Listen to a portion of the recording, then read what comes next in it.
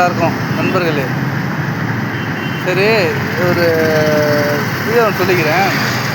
ஜனநாயகன் படம் ரிலீஸ் ஆகிடுச்சு, நெட்டில் விட்டாங்க, லீக் பண்ணிட்டாங்கன்னு சொல்கிறீங்கள, அது தப்பு தான். எவ்வளோ கஷ்டப்பட்டு எல்லாம் பண்ணியிருப்பாங்க. ஆனால் யாரும் படத்தெல்லாம் ஒன்று பார்க்கல. ஒரு சிலர் பார்த்துருப்பாங்க.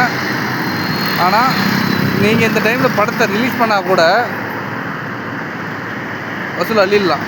ஏன்னா யாரும் படத்தை அவ்வளோ சீக்கிரம் பார்த்துருக்க மாட்டாங்க. ஏன்னா விஜய்க்கு தான் எல்லா சப்போர்ட்டும் பண்ணுறாங்க. அது எல்லாருமே சப்போர்ட் விஜய்க்கு தான். இந்த டைம் அதிகமாக டிவிக்கே தான் எனக்கு வரும் நம்பிக்கை இருக்குது. என் ஆதரவு கூட டிவிக்கே தான். உண்மையாக சொன்னால் என் ஆதரவு கூட டிவிக்கே தான்.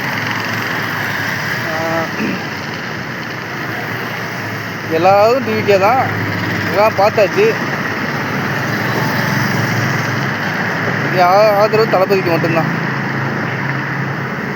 உண்மையாக சொல்கிறேன், இந்த டைம் டிவிக்கே ஒரு நம்பிக்கை இருக்குது எனக்கு. இந்த இப்போ ஜனநாயகன் படம் ரிலீஸ் ஆகிடுச்சு, லீக் பண்ணிட்டாங்கள்ல, அதுக்காக நீங்கள் என்ன பண்ணுறீங்க? இப்போ கூட நீங்கள் அந்த படம் ரிலீஸ் பண்ணிங்கன்னா படம் வசூல் அள்ளிடலாம். லீக் பண்ணிட்டாங்க எல்லாம் சோகத்தில் உட்காந்ததை விட, ஃபீல் பண்ணுறத விட, இப்போ நீங்கள் படத்தை ரிலீஸ் பண்ணிங்கன்னா கண்டிப்பாக ஆதரவு நிறையவே வரும் விஜய் அண்ணனுக்கு. சரிங்களா?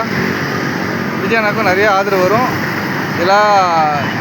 இது வந்து ஒரு விஜய் அண்ணன் வந்து எதுவும் தப்பாக ஐயோ அப்படின்னு கஷ்டம்லாம் பட வேணாம், தோண்டு போட வேணாம். எலெக்ஷன் வந்துடுச்சு, பக்கத்தில் போட போகிறோம். எல்லாருமே நீங்கள் சொன்ன மாதிரி நாங்கள் போகிறோம், டிவிக்கு விசில் சேனலை பார்த்து ஓட்டு போடுறோம், குத்துறோம், அவ்வளோதான். என்கிட்ட நிறைய பேர் பேசினாங்க. நான் ஊரில் இருக்கும்போது என்கிட்ட நிறைய பேர் பேசினாங்க, ஏப்பா விஜய்க்கு போடுங்கப்பா, லேடிஸ், பாட்டி, வயசானவங்க எல்லாருமே சொல்கிறது. ஆனால் என் ஓட்டு விஜய்க்கு, அண்ணனுக்கு. எப்படி சொல்கிறது தெரியல. நான் பார்க்கலாம். விஜயண்ணா எங்கே இருந்தாலும் நீங்கள் தான் இனிமேட்டு நாட்டுக்கு. நான் இந்த இலவசத்தை தவிர்த்துட்டு கொஞ்சம் நிறைய நல்லது பண்ணலாம்.